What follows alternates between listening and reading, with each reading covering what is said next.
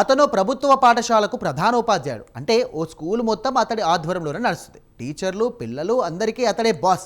అలాంటప్పుడు పెద్ద చదివి ఉండాలి. కానీ అతనికి మాత్రం 16కు కూడా తేడా తెలియదు. కనీసం 17 స్పెల్లింగ్ కూడా మిస్టేక్ లేకుండా రాయడానికి రావట్లేదు. దీంతో అతను జారీ చేసిన ఓ చెక్ ఇప్పుడు సోషల్ మీడియాను షేక్ చేస్తోంది.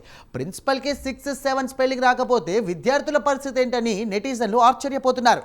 ఇక 7606 స్పెల్లింగ్ను ఆ ప్రిన్సిపల్ చెక్ బుక్ పై రాసింది చూస్తే మీరు కూడా షాక్ అవుతారు.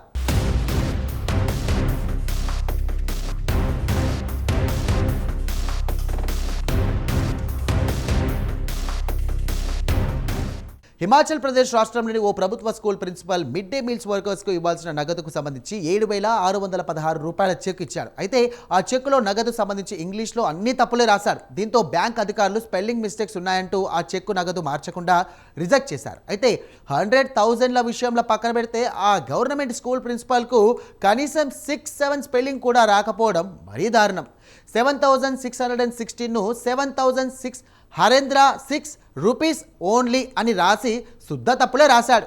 దీంతో ఆ చెక్ను సోషల్ మీడియాలో పెట్టడంతో వైరల్గా మారింది. నెటిజన్ల నుంచి రకరకాల కామెంట్లు వస్తున్నాయి.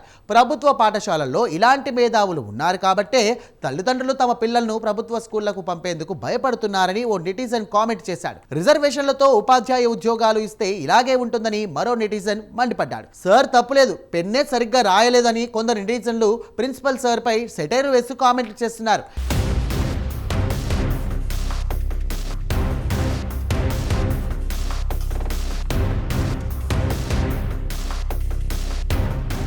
అయితే ఇలా ప్రభుత్వ టీచర్లు ప్రిన్సిపల్కు మినిమం ఇంగ్లీష్ స్పెల్లింగ్స్ రాకపోవడం అనేది ఇది మొదటి సంఘటన కాదు. గతంలో ఛత్తీస్గఢ్లో నెలకు 70,000 రూపాయల జీతం తీసుకుని ఓ ఇంగ్లీష్ టీచర్కు 11, 9, 10 స్పెల్లింగ్ రాయడానికి రాకపోవడాన్ని చూసి విద్యాశాఖ ఉన్నతాధికారులే షాక్ అయ్యారు.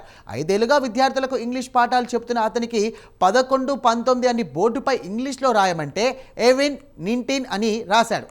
ఇంగ్లీష్ను ప్రాథమిక సబ్జెక్టుగా బోధించే సదరు ఉపాధ్యాయుడు ఆంగ్ల భాషలో బేసిక్ పదాలను కూడా రాయలేకపోయాడు. కనీసం వాటిని ఉచ్చరించలేకపోవడంతో ఇక ఇన్స్పెక్షన్కి వచ్చినటువంటి అధికారులు ఆశ్చర్యపోవడం వారి పనైంది.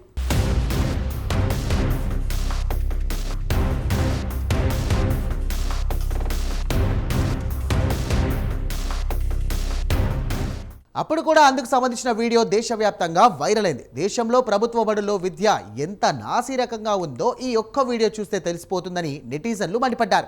అసలే ప్రభుత్వ పాఠశాలలకు విద్యార్థులు వచ్చేదే తక్కువైతే వారికి కూడా సరిగ్గా చదివించే ఉపాధ్యాయులు లేకపోతే ఎలా అని నెటిజన్లు ప్రశ్నిస్తున్నారు. ఇక నెలకు 1,00,000 వరకు కూడా జీతాన్ని తీసుకుంటున్నటువంటి ఉపాధ్యాయులు స్థాయి ఇలా ఉంటే పిల్లలకు ఏం నేర్పిస్తారని నిలదీస్తున్నారు.